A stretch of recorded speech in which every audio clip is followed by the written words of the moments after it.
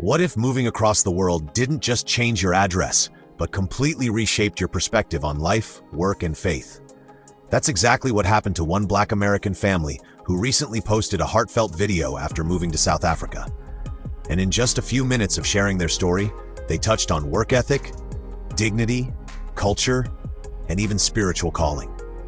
In the husband's words, landing in South Africa revealed something simple but powerful.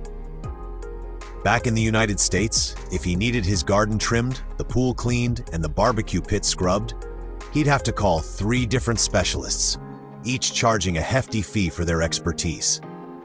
But in South Africa, he described how one man arrived with quiet confidence and a determination that spoke louder than words. In one visit, this worker trimmed the hedges, shaped the lawn, skimmed the pool, checked the filters, deep cleaned the barbecue area, and scrubbed the patio until, in his words, the concrete breathes again. Now in the US, that kind of skill set would be rare and incredibly expensive. But in South Africa, he explained, it's the norm. Not because the work is undervalued, but because the measure of a day's pay is entirely different.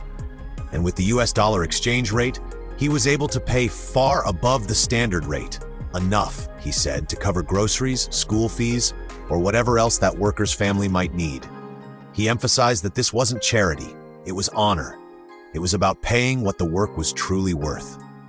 As an African American, he reflected deeply on that moment. He spoke of knowing the history of being undervalued, of working hard and still not having the opportunities to shine. He reminded viewers that much of African American wealth only came after generations of struggle. Standing on African soil, he felt he had the chance to give back, to not only participate in an economy, but to lift it forward, one fair day's pay at a time. And then he looked outward, challenging other African Americans. He asked, what if more of us came here, not as tourists, but as contributors? What if we brought our skills, our opportunities, and partnered with the hands and hearts already working hard on the ground? His vision wasn't just about making money, but about building something powerful, an economy rooted in fairness, dignity, and shared progress. But the story didn't stop there. His wife Kenya opened up about her side of the journey. She admitted she was reluctant at first. When her husband told her he felt God was calling their family to Africa, her first reaction was disbelief. Where were they going? Was this safe? She had heard the same negative narratives many Americans have about South Africa: danger, crime, uncertainty, and it almost held her back. But she also felt that quiet nudge, that pull she described as God's voice, leading her to trust, to support her husband, and to step into the unknown. She said now, looking back, she is so glad she listened. Because what she has found in South Africa is not fear, but peace. Not division, but connection. Kenya spoke about something deeper: identity.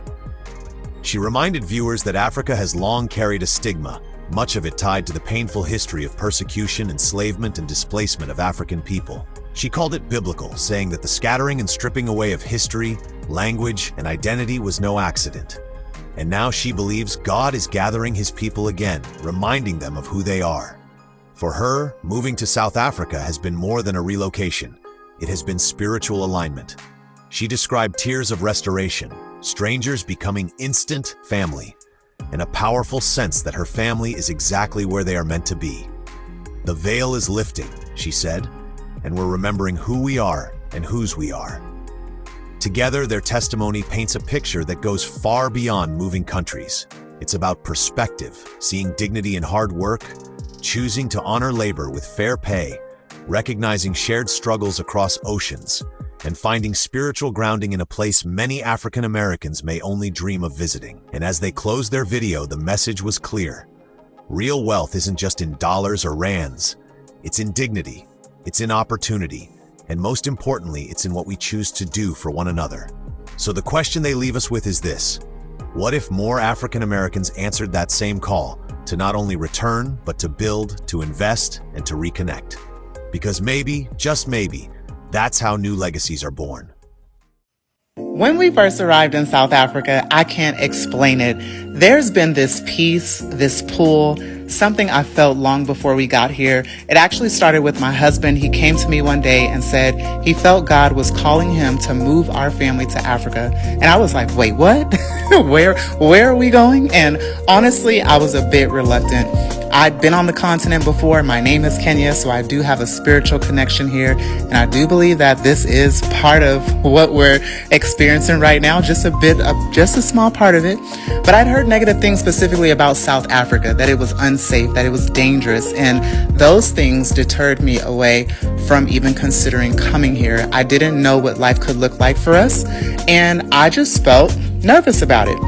But even with my doubts, I kept feeling this nudge, that gentle pull from God that I could not ignore. And I'm just so glad that I listened, that we listened, that I supported my husband and decided to come to South Africa.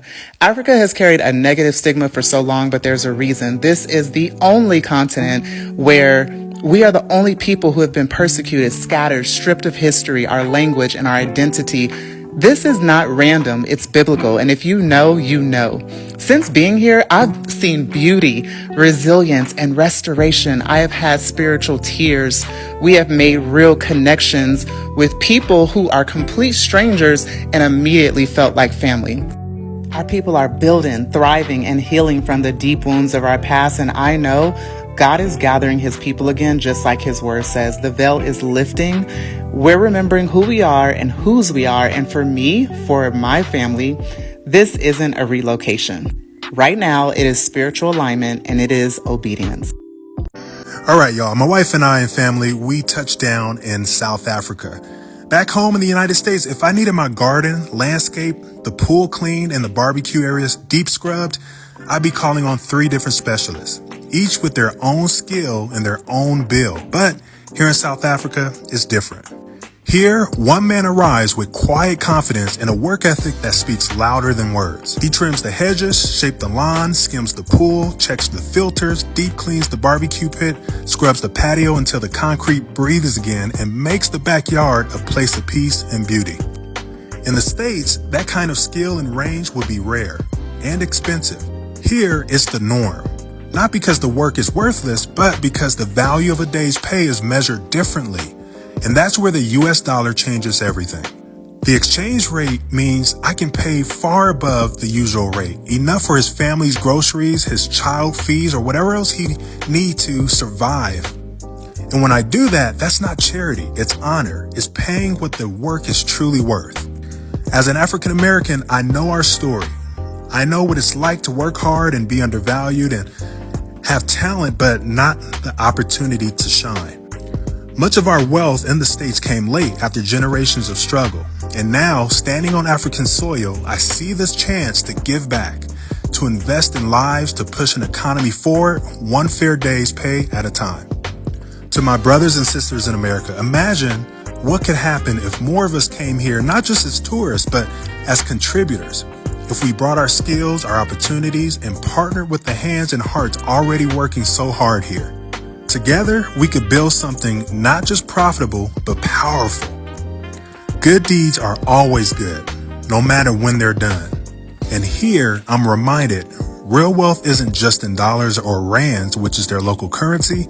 It's in dignity, in opportunity, and in what we choose to do for one another. That's the kind of legacy worth leaving. I invited this man in from working hard, made him food, just to understand the differences in the culture. He didn't know who Martin Luther King was in the States. We talked about Nelson Mandela, and we talked about the fight to continue to build strong wealth within one's economy.